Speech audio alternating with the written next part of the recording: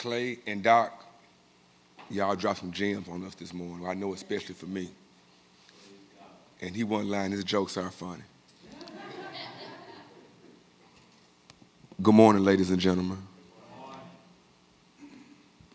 My name is Willie Gregory Jr. I'm a graduate of Mississippi Valley State University. In 2008, I was involved in a very tragic car accident. Tire blew out, or so I thought, but I was not. I was coming home to early vote for Obama, pick up my brother and go back to homecoming. My then girlfriend, Terry Lowry, was from Saginaw, Michigan. We were knocked from 55 north back on the opposite side of the highway, going back toward Grenada to 55 south. She was the same side as Mike's thing. She was all baby. She was pregnant with my 7-month-old daughter.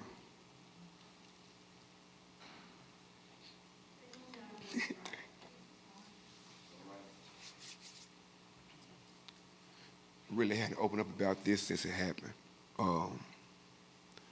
However, she was thrown from the truck. My partner and I were riding up front. I tried to get her and pull her up there to me, but things happened. We were T-boned by an 18 wheeler and she was thrown from the truck immediately, instantly. When the truck finished sliding, I looked back there and I did not see her. Yeah, I vividly lost it. I fell to my knees. I started calling on the Lord, and I was punching the concrete so hard I had this meat hanging off my hand. I thought I was better about it. This morning proved me wrong. But I found Mr. Harris. I didn't want to talk to nobody. I figured I'd self-medicate, not doing anything that would be detrimental to my health, but hey, I got my faith in my Father. I don't need no shrink wrap. I'm a very vocal person, so with different circles of my friends, I would talk about it. And back and forth, I dealt with it. I used music, and art imitates life, different movies. It's a Wonderful Life, music, got me through the pain and ordeal. I was very bitter.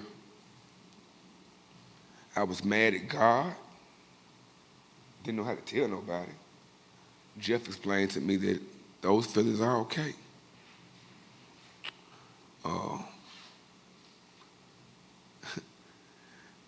I didn't want to do anything to myself. I was just mad. The cliche phrase is, God need his best fruit up. For what? God got everything. She was 25,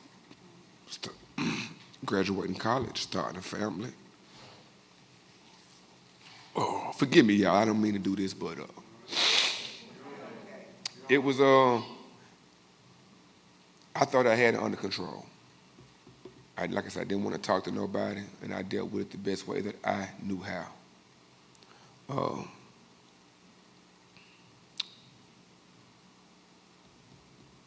But I realized that it was okay.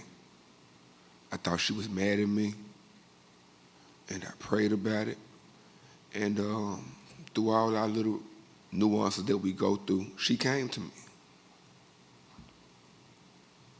And it felt as real as I am talking to you all now. And I asked her, are you mad at me? She said, mad for what? She said, well, you looked out for me, we loved each other. No, I'm not mad at you. So then it went from being not hard on myself to lashing out at other people. My father wanted me to go talk to somebody. I didn't want to go talk to nobody. Son, I can't help you. I've never been through that. Well, how you gonna tell me what I need? In my eyes, I was fine. Like I said, I was getting up, going to work, still attempting to live life, putting the mask on, per se. And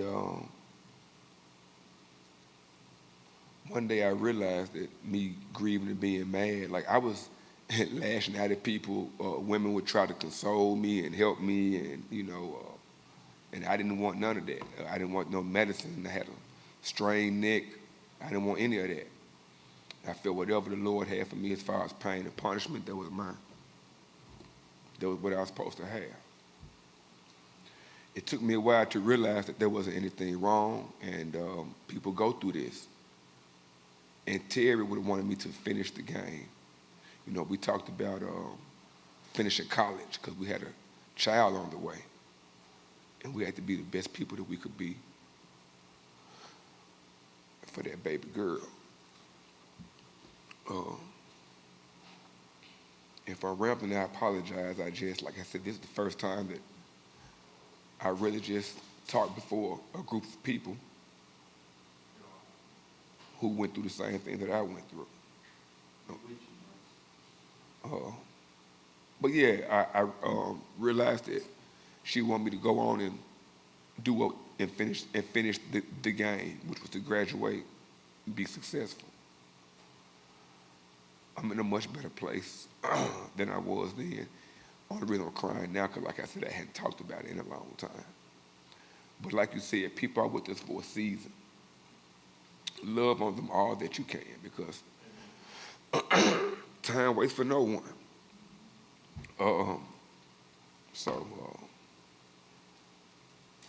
Dr. Chris and Clay, meeting you all, it's been very therapeutic. If you haven't gotten help, don't be like me, be better than me. Go get help. I thought I didn't need it. But Mr. Miyagi right here,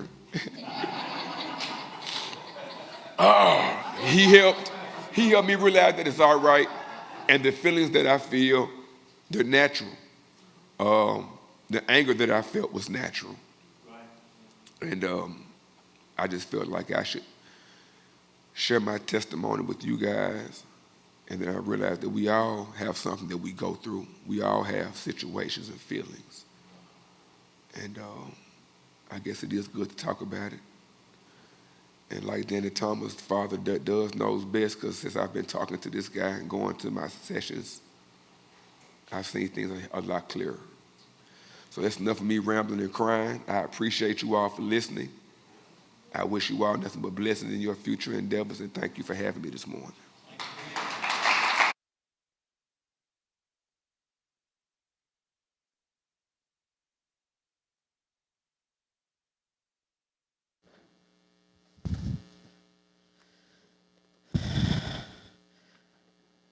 Man, how y'all doing? Like James Brown with this thing.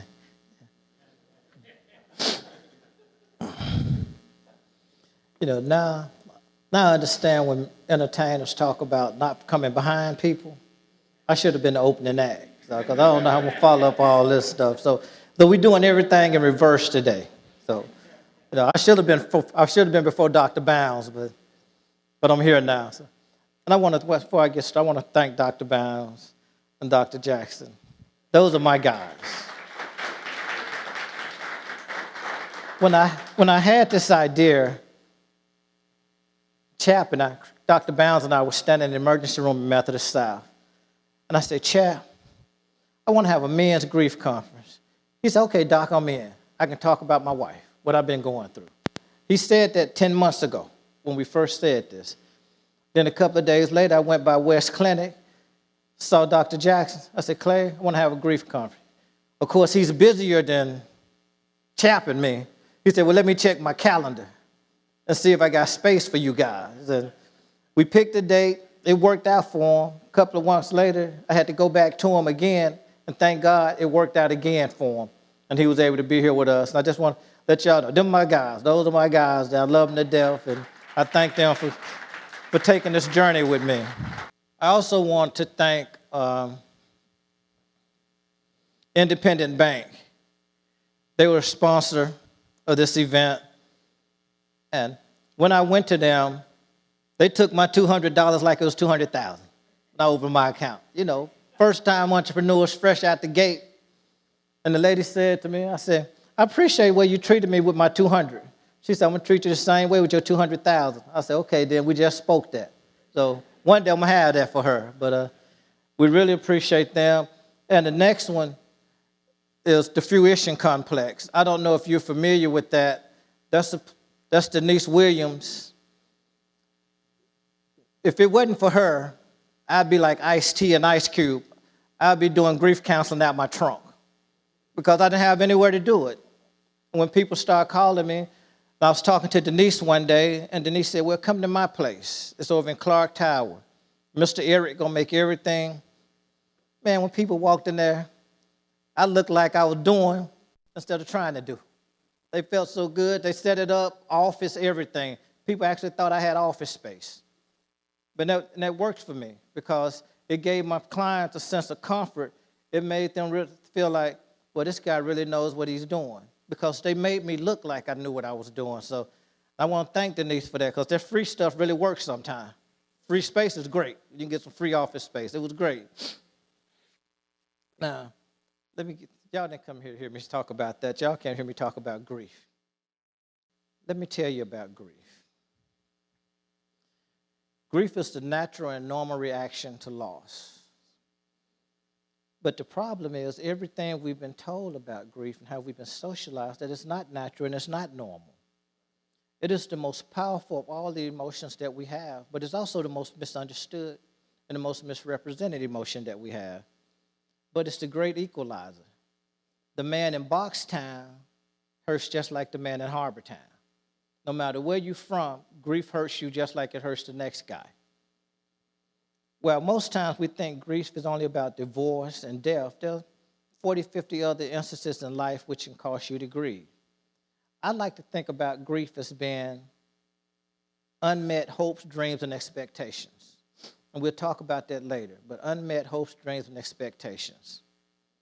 So what do Samson, Superman, and Tiger Woods have in common? Samson, Superman, and Tiger Woods have in common? They all had amazing gifts.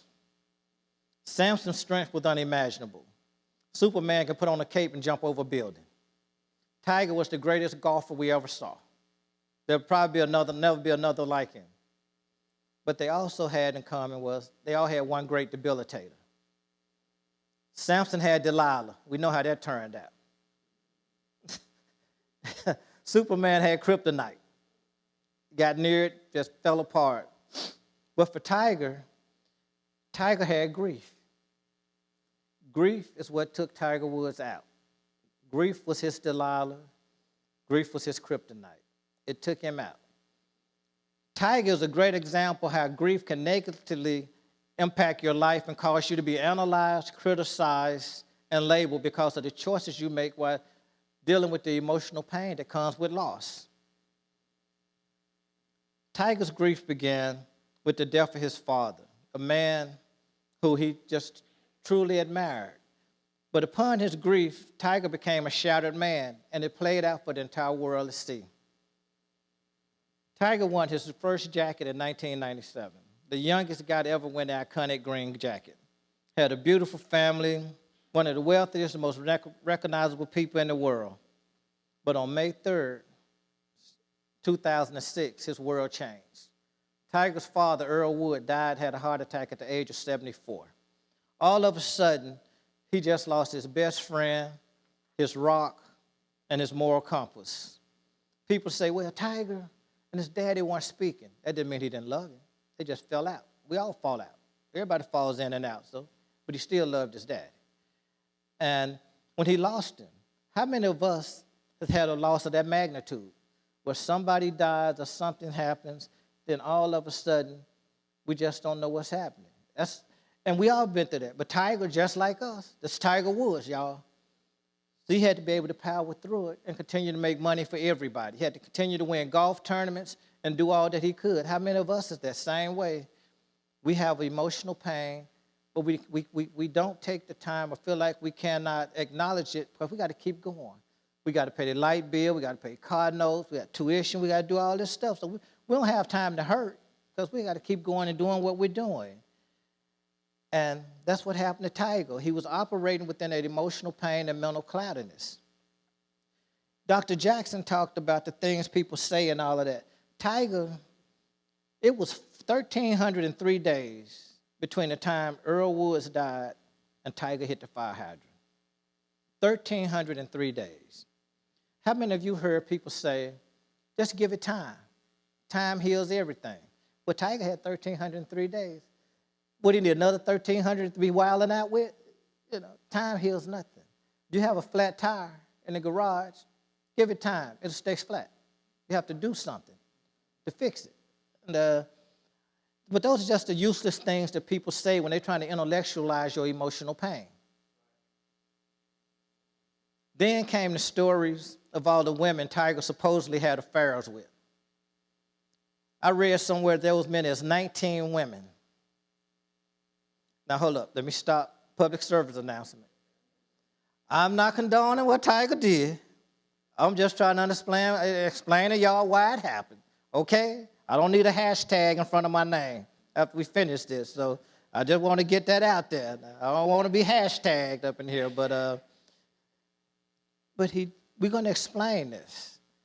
And some people say, I was talking to a friend of mine who's in the sports industry, and I was telling him what I was going to talk about. He said, well, you can't use Tiger. I said, why not? Well, you know he was doing something before his daddy died. I say, so you saying the person that eats before their mama died, then they put on 50 pounds after their mama died, they didn't do emotional eating because they ate before their mama died? Then he said, oh, no, okay, you're right. Okay, so my point is, Tiger and all these women that he was allegedly being with, that's what we call STERBs, S-T-E-R-B-S, short-term emotional injury-releasing behavior. Those are things that people do to momentarily relieve the pain that comes with the pain of a loss. And Tiger's stir just happened to be extramarital affairs. At least the man knew what he liked. You know, he had to hunt. He knew what he liked. It was extramarital affair. Because of the 19 people I read about, only one of them said they knew him before his daddy died. So I have to assume that the other 18 were just part of his healing process of trying to deal with the pain that he was feeling. But he just didn't know how to do that.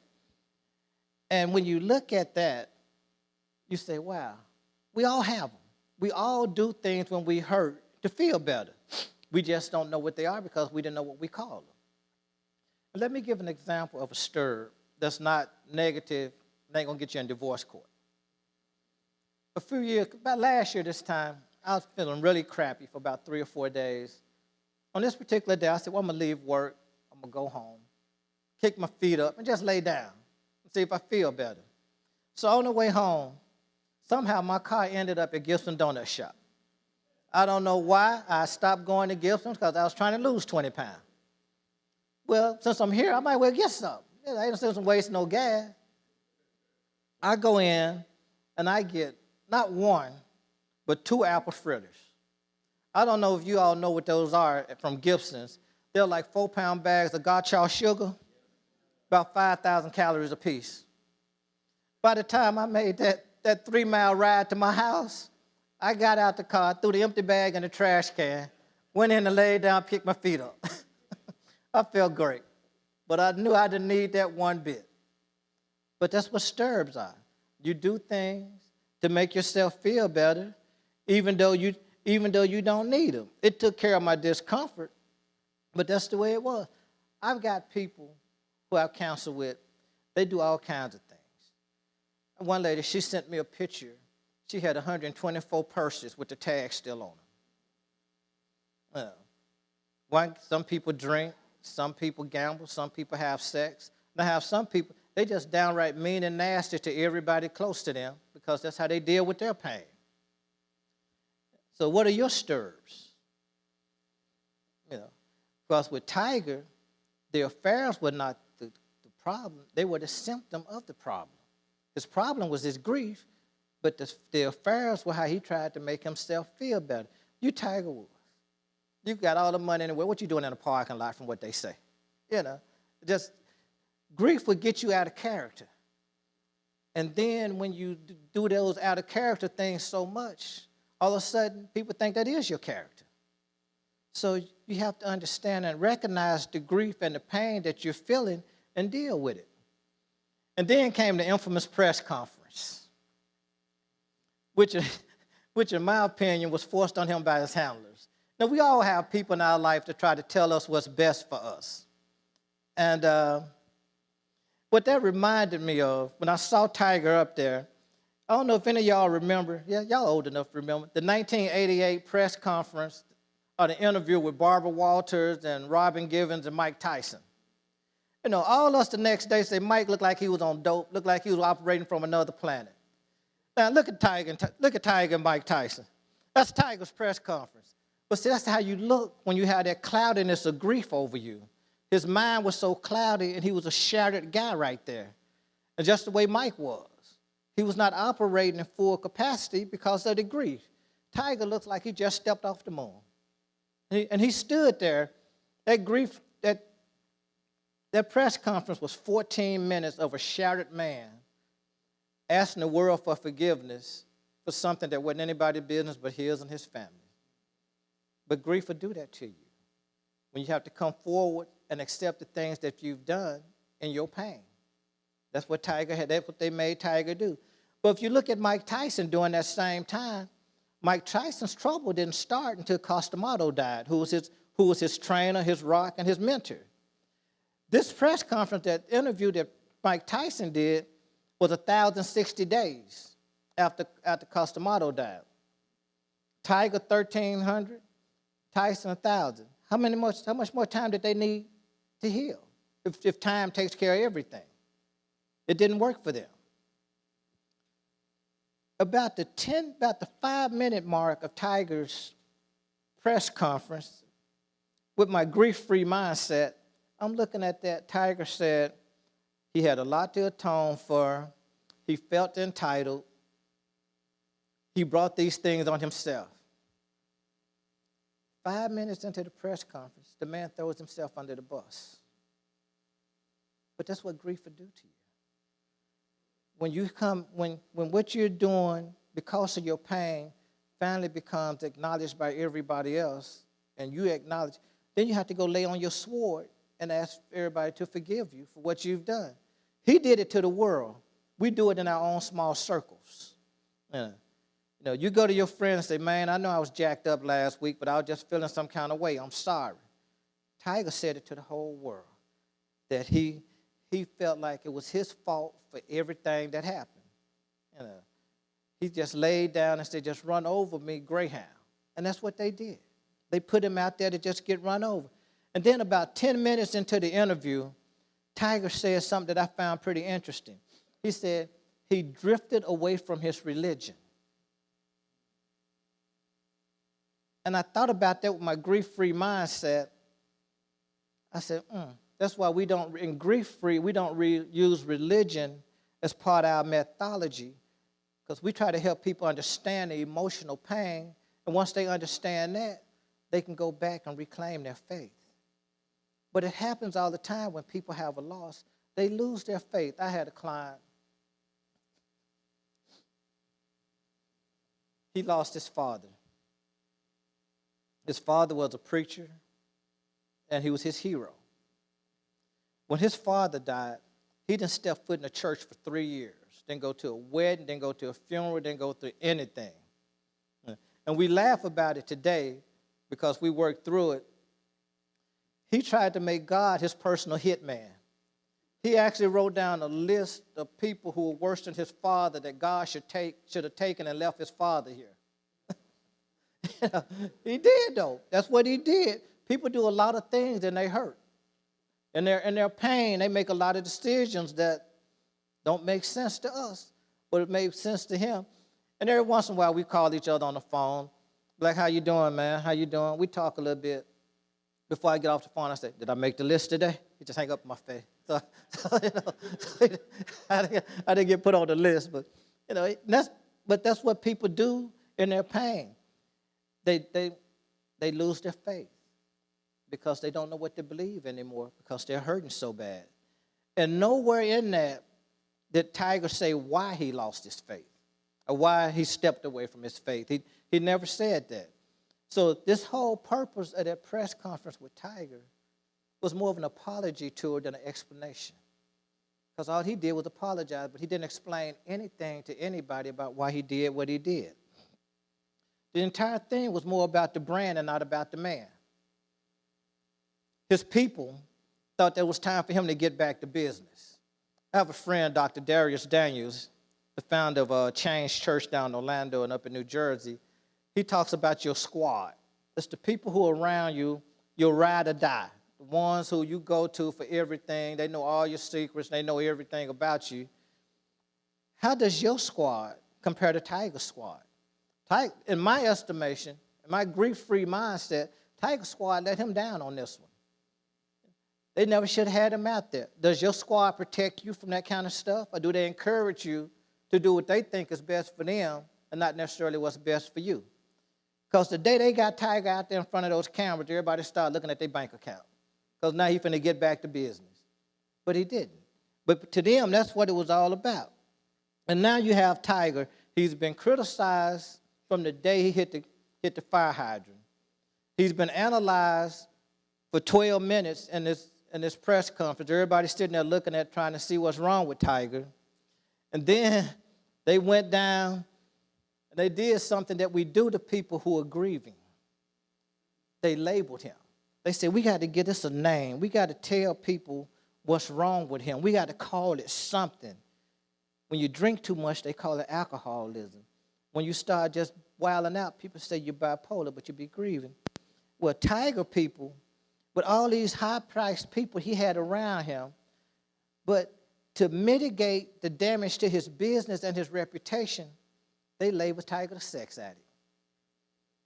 They said he's a sex addict. He cannot control his urges for sex. Sent him down to Hattiesburg, Mississippi. Now, there ain't nothing wrong with Hattiesburg, y'all. I was born 21 miles from Hattiesburg. Wonderful city, hub city, University of Southern Mississippi. Tiger ain't known nothing about Hattiesburg. He probably never heard of Hattiesburg before his squad said, Tiger, we got to send you to Hattiesburg because you can't control your Johnson. And that's what they did. They sent him to Hattiesburg. But I'm still trying to figure if they sent him out down there to hide out the hill. Because I don't know. Because he went for sex addiction. Chris Rock makes a joke about Tiger and all of that. You know, what you do when you can't, he won't stop chasing you. But I don't think that was the problem. I think they sent him down there. And Tiger said he was there for 45 days, learning to regain his balance. But grief does that. When you're grieving, nothing feels right. Nothing seems right. You just can't seem to get your mojo right. Everything is off a little bit. But he went down there and stayed 45 days to get his balance, to regain his balance. But in my mindset, he spent 45 days talking about something that wasn't a problem. He was talking about his sex addiction, which he didn't have, by the way. He was just grieving. He knew what he liked to ease his pain. I don't call that sex addiction. The man knew what he liked to ease his pain because he was hurting. And then they had him there, and he said, I know better now. But see, in my mind, in my grief-free mindset, that's what we call trying to teach somebody to paint a room with a hammer and a screwdriver. You're going to get some paint on the wall, but it's not going to improve the situation. He may have backed his way in to talking about grief once he got there, but he didn't go there for grief. He went there because his people said, we need a name for this thing that you're doing out here because we're losing too much money. Let me think. We're going to call you a sex addict because people like that. We're going to call you a sex. And that's what they did. But Tiger went down there, and they kept him for 45 days talking about something that may not have been the problem. Of course, he's better for 45 days because he's down there locked away. You know, so of course he's going to be better. But nowhere in this entire press conference, when Tiger wrapped up the press conference, he apologized to everybody he had hurt. But nowhere in this conference did he say, but y'all know what, y'all? I'm hurting. I have been hurting since the day my daddy died. Can you imagine? A man of his status and his money, but his people would not let him acknowledge his own pain. Now, he laid out all his transgressions in that 14 minutes. He owned all of that. But they would not let him say he was hurting. Think about that. We're so worried about throwing him under the bus, but we weren't concerned about why he needed to be under the bus. Nowhere did they let Tiger say, I'm hurting. He couldn't say that. Even to this day, Tiger's not said, I'm hurting. So do you think Tiger's situation would have played out differently had he said, y'all know what? I'm hurting because my daddy died. I'm making bad choices because my daddy died. Do you think he'd still be married today? Had he come out initially and just claimed his grief? Do you think he still had all his endorsements? Do you think all those guys would have jumped off the boat? Had Tiger just come out and said, my sponsors, I'm just hurting. I lost my dad. I'm doing crazy stuff. My pain is just overwhelming. Do you think they would have jumped off ship after that? No, they would have stayed with him because they would have known what was going on. But when he hit that fire hydrant, everybody felt like, I believe they all knew already, but they gave him a reason to say, you know what, we got to let him go because he just did all of this stuff. But nowhere did they let him say, even before November 27, 2009, that he was hurting. How many of you, in your hurt and the things that you do, have ruined and strained relationships because of the choices you made and your emotional pain? How many of you have had people to abandon you because they can't understand and you can't explain why you're doing the things that you do? So they just go on because they're like, oh, I can't fool with this stuff no more. It's too much. I got to go on. How many of you have relationships like that? One of the things that I found out about this whole grief thing is I interviewed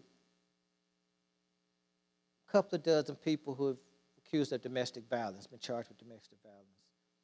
And almost to a person, they say the moment that they committed that act was not about what happened right before that act.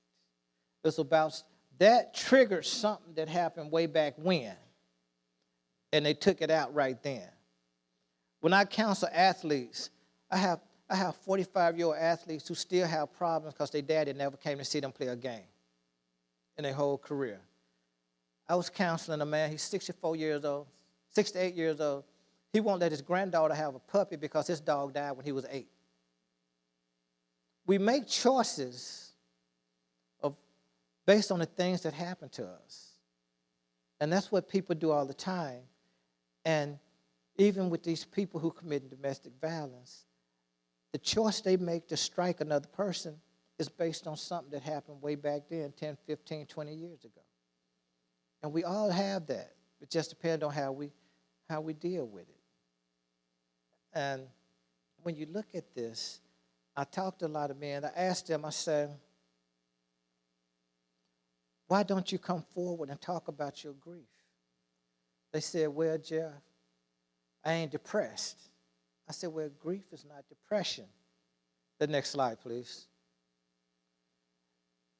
But if you look at this, the symptoms of depression and the symptoms of grief are almost identical. I can't make this up. It's almost identical. I have people who come to me and they'll be on antidepressants. I remember when I was underemployed, I went to the doctor. They said, you need an antidepressant? No, I said, no, I need an anti-underemployment drug because I'll be all right once I get back to work. But all these are just alike. All of them are the same when you look at them. So when people come to me, I say, go back to your practitioner and tell them that you don't think you need it. Because after a couple of sessions together, they realize that the drugs are not what they need. They just need a new way of thinking about what's going on in their life. Because I say to them, were you any of these things on the depression list before your mama died? They'll say, no, I was fine before my mama died. So then your mama died, now you everything on the depression list. They say, yeah. I say, well, you might be everything on the grief list and not be on the depression list. Then they think about that. They say, yeah, because I wasn't jacked up until my mama died. So I maybe just be grieving my mama. But we don't use the word grief enough in our vocabularies in mainstream America to talk about what's really going on. And part of the problem is, because there's not a pill in the world that can heal a broken heart. So pharmaceutical companies can't get on you, can't make you a pill for grief. So we don't talk about grief. You can give me a pill to help me sleep at night, but when I wake up, my heart's still going to be broken. I'm still going to miss my mama. So what good is the pill? It's not solving the problem. And this thing we call depression, it gets way too much credit for what's going on with people. It gets way too much credit. I'm finna say something that's not on here, and John probably gonna get mad at me because I didn't put it on here first. And talking about this, sometimes when you stand up here, God tell you stuff to say that you don't think about till you get up here. July the 18th, 2013. We're talking about how depression gets too much credit. July the 18th, 2013.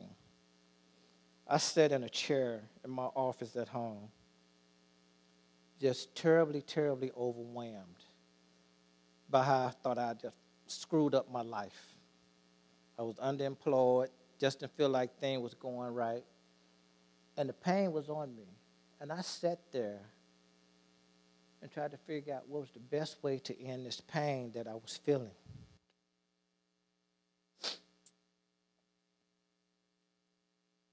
I played out of my mind probably 8 different ways I could kill myself, and I put blood all over the house because I was hurting so bad that all I wanted to do was ease the pain. I didn't want to answer the question. I just wanted the pain to stop. And so but had I done what I thought about doing at that moment, when they found my body, they would have said, oh, he was so depressed because he was underemployed. I would have woke up and said, no, I was grieving because I was underemployed, but I'm still dead. But that would have been the narrative, because every time somebody does something, they say they're depressed. You're not always depressed. Everybody's not depressed. Sometimes you're just grieving mightily the life that you have before you at that moment, and your only answer for that pain is to end the pain. And how do you end the pain in your life? If you don't have any other answers, you end your life. And that ends your pain. That's where I was at that moment. Then the phone rang or something. I got up and answered the phone, went on about my business. But at that moment, I was in that area where I could have done that because I was hurting so bad that could have happened. So when y'all see people talking about it's depression, it was depressed, he wasn't depressed. But he can't tell you he wasn't because you never asked him. And now he can't talk. He was just hurting so bad that he didn't know what to do to ease his pain. Now, you take Tiger Woods, for instance. Had Tiger called his boy from Orange Mound, he probably have more major championships than anybody by now. Because we wouldn't have played that game. We would have dealt with it and moved on. But when you think about it, grief and depression are twin brothers. So when y'all hear people talking about they depressed, ask them what were they before they got it. What happened before they became depressed. Now, clinical depression is real. Don't get me wrong now, because that's a real deal. But some of this stuff is not depression. It's just a man or a lady just grieving the life that they had, the loss of it. I had a lady, her mother died 1.5 years ago. 3 months ago, her house burned down and her dog got killed in the house when the house burned down. What's she supposed to be? Happy-go-lucky? No, she's grieving all of that. All of that. You know, you done lost your mama, then you lose your house and your dog. You know, that's a lot. People grieving. They aren't depressed. But we're scared to talk to people because we think they're depressed and they might need some medicine or something and we don't know what to do. But they are not depressed. They are just grieving. Show that next slide. Now, just to show y'all I'm not making this up, Alzheimer's disease and untreated hearing loss are almost just alike. Now 15, 16 years ago when I went to get my hearing aids, I saw this sign and I just remembered it. It's almost just alike. John will say to me, we was at lunch, John say, pass the mustard. I said, what time we going to the game? You know, it's just alike. When you look at Alzheimer's and untreated hearing loss. So some things are similar. So when I tell you grief and depression have the same symptoms, they do, because a lot of things share the same symptoms. You know, there's a couple of things you can do to deal with your grief. The first thing is to be honest about what you're grieving about and that you are grieving. You have to be honest about it. People say to me, Jeff, and Chap hear this all the time. We just have to. My mom went to the doctor. He didn't treat her hard, and she had a heart attack. I said, okay. But your mom went to a podiatrist for her ingrown toenail. That had nothing to do with a heart attack. She should have gone to a cardiologist. But she wasn't honest about what was going on with her. So you have to be honest about what's going on with you. Then you have to seek help for what's going on with you. Not that anything is wrong or something is wrong with you, but sometimes you can always do better. You take any car, if you tune it up just right, you're going to get a more efficient car. You're going to get a better running vehicle, but you got to find that right space just to turn it up just enough to get the boom, boom, boom, boom. You know, that's what you have to do. You have to go get help for what you're going through and admit that you're going through it and go get help for it. And lastly, you have to surround yourself with the proper people to help you go through these things. Nobody can go through anything by themselves. You got to put people around you who, number one, ain't afraid to ask you how you're doing. Number two, who aren't afraid to tell you, no, you're not doing okay. You know, some of us surround ourselves with people who, because we the breadwinner or something like that, all they say is, yeah. But you need to surround yourself with people who are going to have the nerve to ask you how you're doing. Then have the nerve to stand there and listen to them. You tell them you're okay when you aren't, so they can say, no, you aren't okay. You got to have those types of people with you. You got to have your squad. You got to have a squad that's going to be with you. My boy Billy is part of my squad. Back when I was going through it, he called me one day. He said, let's go play some golf. We went over to the links of Alderman Park, one of the least challenging golf courses in the world. You know, I don't even play over there with Hollywood because he hit the ball too far. One of the least challenging golf courses in the world. I get on hole number 6. I whack it over to the right. So I go over there and get my little 3-wood. I'm going to hit it 180, 90 yards. I swung the club ball, went 6 inches. I swung it again, went another 6 inches. I stood there for the next 18 seconds, which seemed like 18 hours, and I beat that club in the ground. I was just beating it in the ground. Billy stood over on the green looking at me like, that boy done lost his mind. I'm going to shoot him and put him out of his misery when he finished, because I was beating it so much the club head just snapped off. I stuck the shaft in my bag, drugged myself to the car, went on to the house. Billy called me. He said, you all right? I said, yeah, what you talking about? Ain't nothing wrong. What you talking about? He said, no, I didn't do nothing. That wasn't me. He said, well, I'm going to keep your club head to remind you that it was you every time I see you. You know. But I had my moment right there in front of him. But that's my boy. He knew something was wrong. That's why he asked me to come out to begin with. He didn't want me to be by myself. You know. I showed him, you would leave me alone, leave me at home when I'm like that. I tear up golf course. But that's what you need. You need somebody with you who you can be you and be vulnerable with. Because at the end of the day, when you get hit in your gut, nobody sees it, but you're the only one who feels it. And you have to acknowledge that. You know, when I talk to people, after every session, I say 2 things to my clients. I say, number 1, thank you for trusting me. Because people have to be able to trust you. And you have to have people you can trust. And number 2, I tell them, I say, it's going to be okay. No matter what you're going through right now, it's going to be okay. Because sometimes people just need hope. You know, I can't tell you it's not going to be okay because I don't know if it's not going to be okay, but I can almost assure you it's going to be okay. So with the authority invested in me by me, I now give y'all permission to grieve. Thank y'all for being here. I appreciate y'all coming. Yeah.